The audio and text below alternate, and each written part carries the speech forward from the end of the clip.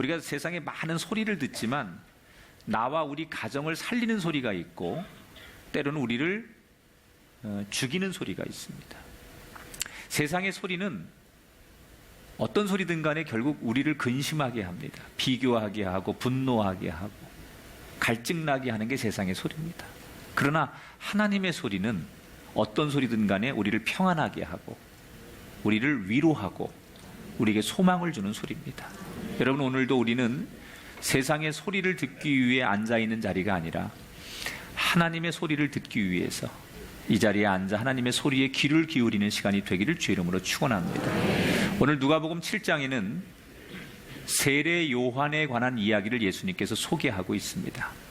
오늘 이야기의 배경은 세례 요한이 감옥에 갇혀 있을 때 그 세례 요한의 제자들과 예수님이 나누신 대화의 내용입니다. 잘 알다시피 세례 요한은 예수님과 친척 관계입니다. 예수님보다 6개월 먼저 태어났죠. 그리고 구약의 마지막 선지자가 세례 요한입니다. 이 세례 요한이 광야에서 복음을 전할 때 정말 많은 사람들이 광야를 찾아오게 됩니다. 여러분, 광야라는 것은 사람이 없는 곳이에요. 세례 요한은 기인과 같은 사람이었죠. 낙타, 털옷 같은 것을 입고 그 사막 한가운데서 메뚜기 같은 거 잡아먹고 이슬 같은 걸 받아서 먹으면서 그냥 야인 생활을 즐겼던 사람이 세례 요한이에요.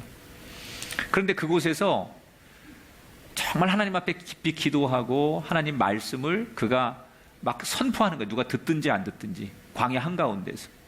그런데 그 광야를 지나가던 사람들이 그 모습을 본 거예요. 저 사람 누구지? 저렇게 이상한 옷을 입고 이 광야에서 뭐 하는 사람이지? 그런데 가만히 들어보니까 이 세례 요한이라는 사람이 하나님의 말씀을 전하는데 누가 듣든지 안 듣든지 혼자 막 하는 거예요. 그런데 들어보니까 그 목소리나 그 말의 뉘앙스나 그 말의 내용이 뭔가 이거 다른 사람하고 다른 거예요. 왜 그런 거 있잖아요. 가끔 저 사람은 좀 이상한데 뭔가 좀 다르다?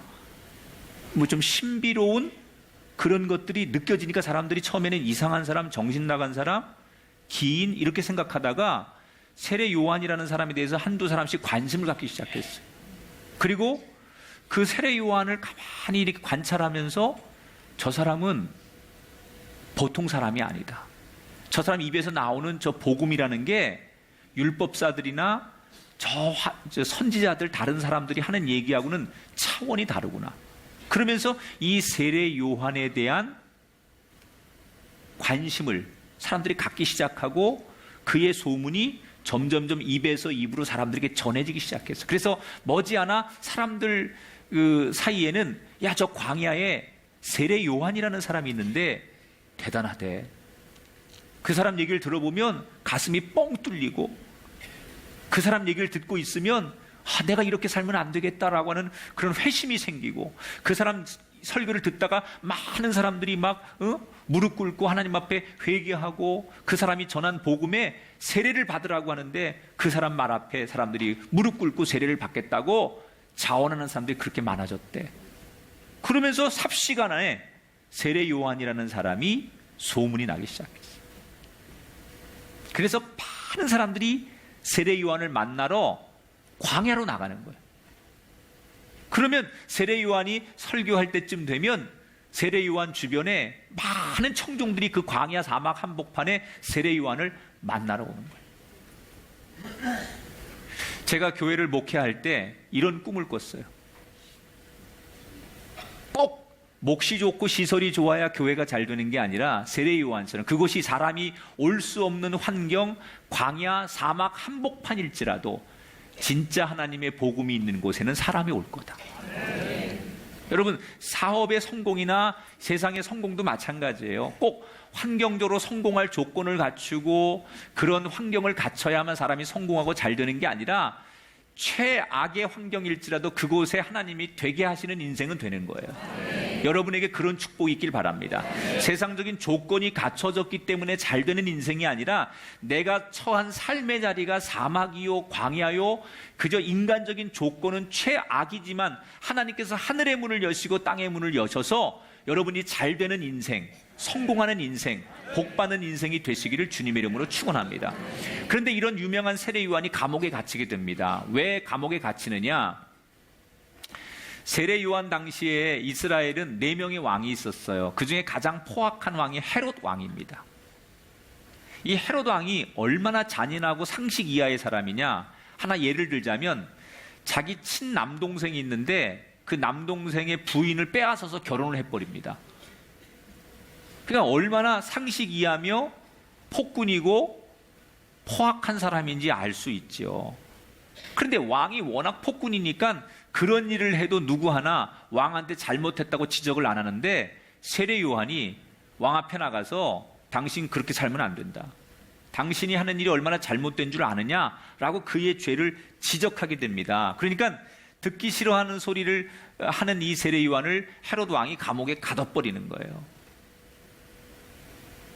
그리고는 이제 더 이상 세례 요한을 사람들이 만날 수 없으니까 세례 요한을 추종하고 세례 요한을 따랐던 제자들이 예수님께 온 거예요. 2가지 의미가 있었을 거예요. 자기 선생님을 어떻게 예수님께서 도와주시기를 원하는 마음. 또 하나는 세례 요한에게 매번 설교 듣고 은혜 받았는데 그 세례 요한이 감옥 가서 이제는 설교를 들을 수 없으니 예수님에게라도 그런 것들을 대신 듣고 싶은 마음. 세례 요한의 제자들이 예수님께 왔어요. 그때 예수님께서 그 세례 요한의 제자들에게 아주 본질적인 질문 하나를 던져요. 24절에 보니까 요한에 대하여 말씀하시되 너희가 무엇을 보려고 광야에 나갔더냐라고 물어요. 너희들 처음에 세례 요한을 어떻게 알았으며 그 세례 요한을 만나러 광야에 왜 간 거냐 이렇게 물어요. 왜 예수님께서 뜬금없이 이 세례 요한의 제자들에게 너희들 세례 요한을 만나러 그 사막 멀리 먼지나고 뜨겁고 물도 없고 그늘도 없는 그 사막까지 세례 요한을 왜 만나러 간 거냐 이렇게 물어요. 자, 이 질문을 저는 여러분에게 할게요. 이 질문을 요즘 여러분들에게 만약에 바꿔서 말하면 예수님이 이렇게 질문할 거예요. 오늘 이 자리에서 너희들은 오늘 교회 왜 왔느냐? 오늘 이 자리에 왜 앉아 있느냐? 똑같은 질문이에요. 예수님께서 세례 요한의 제자들에게 너희들이 광야에 왜 갔느냐 이 질문하고 지금 우리들에게 너희들은 왜 이 꿈의 교회에 앉아서 지금 예배를 드리고 있느냐라고 하는 질문하고는 동일한 질문이에요. 뭐하러 교회 가느냐? 이 질문을 우리가 받은 거예요. 자, 그러면서 예수님께서 24절 25절에 설명하시죠. 너희가 무엇을 보려고 광야에 나갔더냐? 바람에 흔들리는 갈대냐? 무슨 얘기예요? 한낱 너희들이 그 광야에 갈대가 많았는데 그 아름다운 석양 노을 속에 비치는 갈대에 흔들리는 모습 풍경 보려고 너희들 세례 요한 만나러 광야 간 거 아니지 않느냐 그 말이에요. 쉽게 말하면 원래 너희들이 광야에 간 본질이 뭐냐? 경치 보려고 간 거 아니고 너희들 복 받으려고 간 거 아니고 그 광야에 간 진짜 이유가 있을 거 아니냐 이렇게 묻는 거예요. 자, 여성들이 예쁜 부엌칼을 하나 샀어요. 너무 디자인도 이쁘고 색상도 이쁘고 너무 하나씩 갖고 싶은 부엌칼이야. 그런데 이렇게 무늬도 좋고 예쁜 디자인으로 만든 이 부엌칼이 수박을 못 잘라요. 여러분 아주 비싼 자동차를 샀어요. 디자인이 너무 멋있고 색상도 멋있고 안에 인테리어도 너무 멋있는 자동차를 하나 비싸게 샀어요. 그런데 이 자동차가 언덕길을 못 올라가요. 여러분 부엌칼의 본질은 수박 정도는 자를 수 있어야 되고 자동차의 본질은 언덕쯤은 가볍게 올라가야 되는 거예요.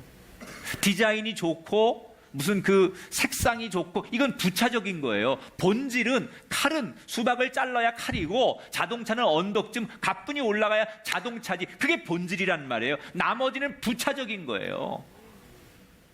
교회 본질은 뭡니까?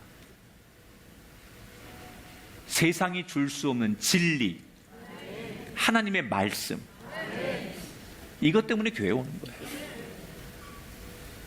이게 본질이에요. 이게 되면 나머지 부차적인 것들이 선택될 수는 있어요. 그러나 내가 교회 가는 이유, 내가 오늘도 예배하는 이유는 그곳에 하나님의 말씀이 있기 때문에, 세상이 줄 수 없는 진리가 있기 때문에 그게 본질이에요. 다시 여러분에게 묻겠습니다. 여러분 교회에 나오십니까? 오늘 이 질문에 여러분 평생 답할 수 있길 바랍니다. 내가 교회 가는 이유는 부차적인 것 때문이 아니라 본질적인 것 때문에. 비본질 때문에 오는 게 아니에요. 본질을 건드려야 돼요. 본질을. 원래 중요한 그 본질을 건드려야 되는데 자꾸 우리는 비본질적인 것 때문에. 그래야 우리의 예배가 산제사가 되는 거고, 우리가 온전한 예배자가 되는 거고, 그래야 예배 나오는 이유가 분명해지는 거고, 그래야 내가 실망하지 않는 거고, 그래야 내 영혼이 사는 거예요. 세례 요한이라는 사람은 참 훌륭한 사람이에요. 구약에 많은 선지자가 있었잖아요. 그런데 마지막 선지자죠. 예수님 오기 전에 예수님을 대신해서 하나님 말씀을, 하나님의 뜻을 세상에 전하는 사람을 선지자라고 해요.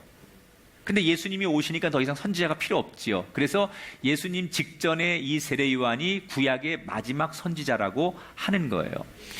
근데 예수님이 이 세례 요한을 굉장히 많이 칭찬하십니다. 이유는 예수님을 자기 눈으로 목격하고 예수님이 하나님의 아들임을 알아본 사람이 세례 요한이 처음이에요. 그 전에 세례 요한 이전에 구약의 선지자들은 예수님을 실제로 만나지 못하죠. 다만 예언만 해요. 하나님께서 이 땅에 우리를 구원할 메시아를 보내시겠다고 약속하셨다. 그게 예수 그리스도예요. 그런 예언을 계속 선지자들이 할 뿐이지, 예수님을 실제로 동시대에 육안으로 만나고 대화를 나누고 예수님이 예수님임을 알아본 사람은 세례 요한이 처음이죠. 그래서 이 세례 요한이 위대한 거예요. 그런데 사실 저는 인간적으로 세례 요한의 심리를 좀 보면, 세례 요한이 만약에 조금 인간적인 눈으로 보면 속상했을 수 있겠다. 왜냐하면 예수님이 공생애 30살이 되면서부터 예수님의 이제 공생애가 시작되잖아요. 3년 동안. 그 전에는 완전히 이스라엘 땅에 영적인 거장은 세례 요한이었어요. 이미 광야에서부터 소문이 나가지고 그 이스라엘 땅에 웬만한 사람들이 세례 요한의 설교를 안 들어본 사람이 없고 세례 요한의 영향을 안 받는 사람이 없던 시대예요. 그러니까 지금까지는 영적으로는 세례 요한의 세상이었어요. 그런데 어느 날 예수님께서 30살 넘어서 공생애가 시작되면서 혜성처럼 나타나죠. 그리고는 사람들이 예수께로 몰려가기 시작하는 거예요. 적어도 지금까지는 세례 요한의 설교를 좋아하고 세례 요한을 연호하고 세례 요한을 사람들이 쫓았는데, 어느 날 세례 요한의 입장에서는 최고의 라이벌, 경쟁자가 하나 등장한 거죠. 갑자기 나사렛 예수 그리스도라는 사람이 딱 등장하는 순간 수많은 군중들이 자기를 쫓지 않고 예수를 쫓기 시작하는 거예요. 세상 말로 말하면 내 영역을 빼앗기기 시작하는 거죠. 그러니까 인간적으로는 나한테 라이벌이, 경쟁자가 생기면서 내가 설 자리를 잃으니까 당연히 예수를 미워해야 돼요. 그런데 세례 요한의 위대함은 예수님을 경쟁자로 보지 않아요. 인정할 걸 인정하죠. 자기 제자들한테 뭐라고 자기 입으로 스스로 얘기하느냐? 나는 저 예수님의 신발의 신들매조차도 들 자격이 없다. 나는 너희들에게 물로 세례를 주지만 저 예수님은 너희들에게 불로 세례를 주실 것이다. 그러니까 비교가 안 된다는 거예요. 내가 봐도 저 예수님과 나는 비교가 안 된다. 여러분, 인간은 누구나 다 높아지기를 원합니다. 자신을 낮추는 건 참 어려운 일이에요. 그런데 세례 요한이 이걸 잘했어요. 자기를 낮춰요. 겸손해요. 하나님은 지금도 자기를 낮추는 사람, 겸손해지는 사람, 한없이 하나님 앞에 엎드리는 사람을 인정하고 축복하고 칭찬하는 줄 믿으시기 바랍니다. 두 번째, 여자가 낳은 자 중에 요한보다 큰 자가 없다. 28절에 그렇게 말했어요. 여러분, 인류의 어떤 인간이 여자를 통해 태어나지 않은 사람이 누가 있어요? 하나님이 처음에 아담과 하와를 만드신 거 빼놓고는 모든 인류의 창조의 법칙은 다 우리가 여자의 몸을 통해서 태어나는데, 여자가 낳은 자 중에 최고다, 이 말은 인류 역사상 당신이 최고라는 거예요. 그 예수님이 세례 요한을 그렇게 칭찬하셨어요. 왜? 예수님을 예수님으로 알아봤기 때문에, 예수님을 예수님으로 고백했기 때문에. 그런데 이렇게 세례 요한을 최고의 사람이라고 칭찬하신 예수님께서 그 다음에 한마디를 덧붙이시는데 너무 충격적인 얘기를 하십니다. 자, 28절을 함께 읽어볼게요. 시작. 그러나 하나님의 나라에서는 극히 작은 자라도 그보다 크니라. 요한이 선지자 중에 최고여 여자가 낳은 사람 중에 최고라고 예수님께서 그렇게 요한을 위대한 사람으로 높이 평가해 주셨는데, 뭐라고 얘기하느냐? 그 요한이 예수를 믿는 우리보다는 못하다는 거예요. 여러분, 요한이 예수님이 여자가 낳은 사람 중에 최고였고 지금까지는 선지자 중에 최고라고 분명히 칭찬하셨어요. 그런데 예수를 믿고 예수의 사람이 된 우리만큼은 못하다는 거예요. 이게 무슨 얘기일까요? 왜 이렇게 예수님 말씀하신 걸까요? 이유는 간단해요. 세례 요한은 엄밀히 말하면 옛 시대의 사람이죠. 율법의 사람이죠. 구약의 사람이죠. 그러나 우리는 예수님이 이 땅에 오셔서 신약의 시대, 예수님을 믿고 예수님이 만들어 놓은 길을 따라가는 새 시대 사람이에요. 율법이라는 게 뭐예요? 예수님이 오시기 전까지 미완성된 법이 율법이에요. 구원을 이루기 전에 임시로 만든 게 율법이에요. 그러니까 구약은 율법의 시대고 신약은 예수님의 시대예요. 이 미완성된 율법이 예수님으로 인해서 완성이 되는 거예요. 아무리 구약이 대단해도 여러분, 이 사람들이 예수 믿고 구원받은 게 아니잖아요. 예수 믿고 구원받고 예수를 믿는 새 시대가 아무리 대단한 구약의 시대보다 낫다는 거예요. 여러분은 그럼 예수님의 기준에서 여러분은 어떤 사람들이냐? 여러분이 아무리 지금 스스로 내가 자존감이 떨어지고 내가 부족한 사람일지라도 예수님의 평가에 의하면 저와 여러분은 우리가 세례 요한보다 나은 사람이에요. 여러분을 예수님은 그렇게 오늘도 보고 계시다는 거예요. 여러분이 여러분 스스로를 나는 그런 자격이 없어요 라고 말할지 몰라도 예수님이 오늘 여러분 평가할 때 네가 세례 요한보다 큰 자니라. 근데 많은 사람들이 이걸 잘 안 믿으려고 해요. 우리는 구약의 율법의 시대의 사람이 아니에요. 예수님이 이 땅에 우리를 구원하기 오셔서 누구든지 그 예수를 믿기만 하면 구원과 영생을 얻는 새로운, 예수님이 만들어준 새로운 구원의 시대를 살아가는 사람들이에요. 그런즉 누구든지 그리스도 안에 있으면 새로운 피조물이라. 이전 것은 지나갔으니 보라 새 것이 되었도다. 여러분은 요한보다 큰 자입니다. 새로운 시대에 새로운 사람으로 살아가기를 축원합니다. 받아들이셔야 돼요. 우리 이미 구약 시대처럼 그렇게 사는 사람이 아니에요. 예수님께서 우리에게 새로운 길을 만들어 주셨어요. 예수님이 오셔서 하나님의 법을 들고 오셔서 이제 구약은 필요 없다, 율법은 필요 없다. 여러분 율법에 의하면 아직도 그 율법대로 살아야 되면 우리가 하루에도 수십 번 그 예배해야 되고, 일주일에 몇 번씩 금식해야 되고, 1년에 2달씩은 우리가 성전에 가서 봉사해야 되고, 그게 율법이에요. 그게 구약이에요. 근데 예수님이 그런 모든 걸 다 파하시고 새로운 길을 만들어 주셨어요. 누구든지 예수를 믿기만 하면 구원을 얻으리라. 그래서 여러분, 우리는 구약의 마지막 선지자인 세례 요한보다 나은 거예요. 여러분이 그렇게 가치 있는 인생이요, 하늘나라에서 큰 자라는 사실을 기억하기를 주님의 이름으로 축원합니다. 과거에 매이지 말고, 팔자라는 운명에 매이지 말고, 새로운 시대에 여러분 주인공으로서 누리고 살게 되길 주의 이름으로 축원합니다. 자, 이렇게 우리에게 분명히 예수님께서 새로운 시대를 주셨는데 사람들은 앞에서 말한 것처럼 이걸 누리지 못하는 거예요. 그러면서 예수님께서 뭐라고 이 제자들에게 비유를 하시느냐? 너희들 세례 요한을 만나러 광야까지 간 본질이 뭐냐? 그리고 나를 어떻게 생각하나? 이렇게 물으신 다음에 이 군중과 세례 요한의 제자들에게 어떤 비유를 말씀해 주시는데 이 비유가 재미있어요. 31절 32절을 읽어볼게요.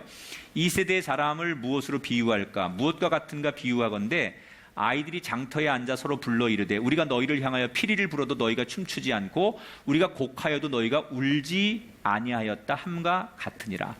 여러분, 세계 어느 나라를 가봐도요, 아이들은 어른들을 흉내내면서 노는 놀이 문화를 만듭니다. 다 우리 어릴 때도, 제가 이런 얘기하면 이제 나이가 좀 먹었다는 얘기인데, 우리 어릴 때 놀이는 뭐 땅 따먹기나 뭐 조금 순박하면 술래잡기나 말타기나 뭐 비석 던지기 뭐 이런 게 우리 놀이였죠. 제기차기, 구슬 딱지치기 이런 게 우리 놀이였어요. 제가 엊그저께 방송에 가서 어느 뭐 유명한 개그맨이 제 프로에 나왔길래 방송 전에 뭐 얘기하다가 땅따리 이기동을 아냐 그러니까 모른대요. 야, 어떻게 너 개그맨이 우리나라의 원조격인 그 코미디언 땅따리 이기동을 모르냐니까 모른대. 야, 넌 문제가 있다. 네 족보를 모른다는 게 너 돌아가가지고 땅따리 이기동 누군지 알아봐. 이럴 때 한참 비실비실 배삼룡, 구봉서, 서영촌, 이기동 이게 곽규서 이게 다 우리 때 울고 웃기던 그런 희극 배우들인데 이걸 모른다는 게 말이 되냐? 그러면서 내가 막 한참 설명했더니 옆에서 그 어떤 분이 그래. 목사님이 그만큼 나이가 많은 세대라는 거예요. 그래서 그런 얘기 더 이상 안 하려고 이제. 응? 아이들은 어른을 흉내내며 놀지요. 근데 지금 예수님께서 그 유대 땅에 아이들이 뭘 하고 노느냐, 그 당시 아마 아이들이 제일 많이 놀았던 게 그런 것 같아요. 결혼식 흉내를 내면 아이들이 옆에서 막 결혼식이니까 노래를 부르고, 또 장례식을 하는 놀이를 하면 옆에서 막 어이구 막 곡하는 걸 하고, 그런 놀이를 그 당시 아이들이 많이 했었던 것 같아요. 놀이 문화가 없으니까. 그런데 예수님 뭐라고 비유를 하시느냐? 이 놀이를 하는데 어떤 아이들이 야, 오늘은 우리 결혼식 놀이 하자. 그리고 놀이를 주관하는 아이가 내가 신랑 신부 될 테니까 니들은 뒤에서 피리 불고 노래를 불러. 결혼식이니까 춤추고. 그래서 딴딴따단 이렇게 결혼식 놀이를 하는데 뒤에 있는 친구들이 가만히 뭐 하는 거야? 안 해. 그리고 호응을 안 하더라는 거예요. 그러니까 야, 이거 재미없으면 그러면 장례식 놀이 하자. 그리고 내가 시체가 되고 네가 유가족이 돼서 아이고 그럼 니들도 옆에서 아이고 해. 그래서 놀이를 주관하는 아이가 시체 놀이하고 장례식 놀이를 이렇게 인도하는데 옆에서 아이들이 재미없어. 그리고 호응을 안 한다는 거죠. 이 비유를 예수님께서 말씀하시면서 뭘 말씀하고 싶으신 거냐? 아무리 무슨 일을 말하고 가르쳐도 호응하지 않는 이걸 비유하시면서 예수님이 어떤 이야기를 전해도, 진리를 이야기해도, 말씀을 전해도 조금도 회개하거나 변화하지 않는 세대를 말하는 거예요. 여러분, 사람이 제일 어리석은 게 뭔 줄 알아요?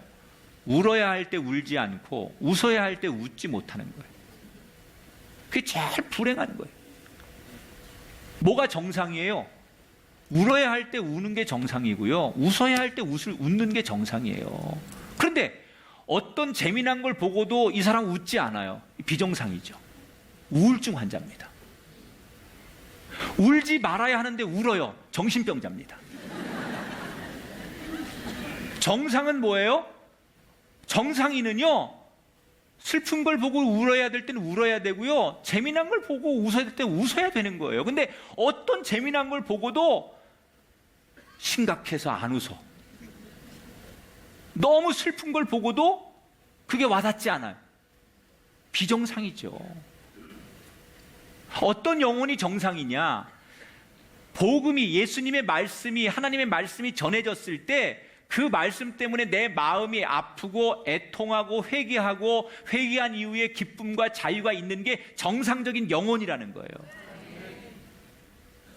그런데 그 당시에 많은 율법사와 바리새인들이 예수님의 말씀을 듣고 하나님의 경고를 듣고도 조금도 사람들이 회개하거나 변화하거나 그 말씀 앞에 반응하지 않더라는 거예요. 시장터에서 무슨 일이 벌어져도 전혀 변화하지 않는 아이들처럼 하나님 말씀이 그렇게 쏟아져도 그 말씀을 들으면서 조금도 변화하지 않는 현대인들. 사랑하는 여러분, 가장 행복한 영혼은 말씀 앞에 민감한 사람이에요. 그저 이렇게 오늘 부족한 목사가 하나님 대신해서 말씀을 전할 때 그 말씀이 내 마음, 내 심령에 와서 나를 움직이고 나를 변화하고 내 생각을 바꾸게 하고 그렇게 될 때 그 영혼이 건강한 영혼이요, 그 영혼이 행복한 영혼인 줄 믿습니다. 저와 여러분, 말씀을 듣고 돌아서고 회개할 수 있게 되기를 주 이름으로 축원합니다. 오늘 말씀은 그런 거예요. 본질에서 벗어나지 말아라. 그 세례 요한을 처음에 만나러 그 광야 교회를 일부러 찾아간 이유는 그 세례 요한이 멋있고 세례 요한이 유명하고 세례 요한이 무슨 인기가 있어서 세례 요한 만나러 간 게 아니라 너희들 원래 의도는 그 세례 요한의 입에서 나오는 본질, 진리, 하나님 말씀을 들으려고 간 거 아니냐. 우리도 마찬가지. 우리가 오늘 이 교회에 오는 이유, 세상이 어떻든 간에 그 많은 교회 가운데 이 교회를 나오는 이유는 제가 되면 안 되고 시설이 되면 안 되고 프로그램이 되면 안 되고 오직 진리의 말씀, 세상이 줄 수 없는 그 말씀 듣기 위해, 생명의 말씀, 주님 주시는 그 말씀이 생명이니까 그것 때문에 우리가 교회 나오는 이유가 될 수 있기를 축복하고, 그것이 우리의 고백이 될 수 있기를 바라고, 그것이 우리의 가치요 진리가 될 수 있기를 주님의 이름으로 당부하고 주님의 이름으로 축원합니다.